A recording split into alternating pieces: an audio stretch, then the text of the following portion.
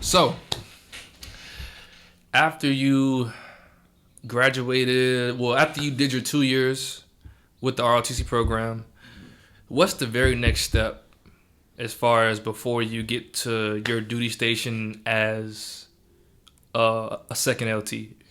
It's BOLC. BOLC. So yeah, it's basic officer leadership course. And it all happens so fast. It happens so fast. Like you graduate and then like you have your date for BOLC obviously before you graduate. But all the things that are happening in between that time that you graduate and then everything that you have to do in order to go to BOLC. Like for instance, for me, I was in North Carolina. So I knew before I went to BOLC, I was going to get stationed in Hawaii. So I had to like sell my house, get all my stuff packed up. Yeah. I had to send my kids. They went on their summer vacation, and it was extended at that time because I had like 4 months of BOLC. But yeah, it's just a lot, and it happens very quickly. And you kind of have to have a plan before you get to that point as to how you're going to attack it, because it's easy to get swept up with everything that's due.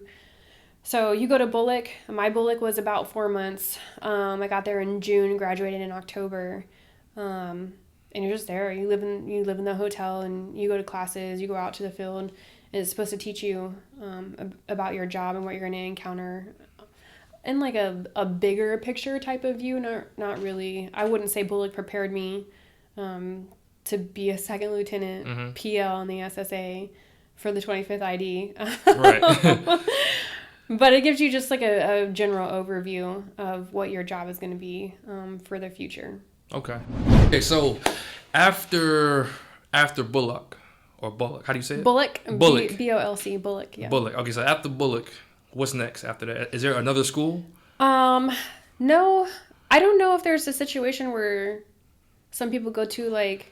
Actually, there is, because I know one of my MS4s when I was in MS3, he branched quartermaster. He went to quartermaster school, and at Fort Lee in Virginia, you could go to rigger school.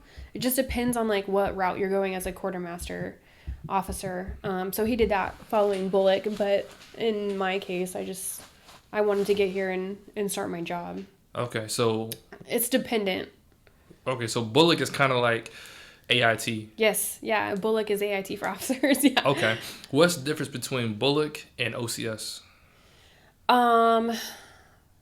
So I think a better question would be, what's the difference between ROTC and OCS? Because after OCS, you would still have to go to BOLC depending on... So ROTC is that step before BOLC. Yeah. Just like OCS is that step before BOLC. Yeah. Okay, so what's the difference between ROTC and OCS? So ROTC, you're going to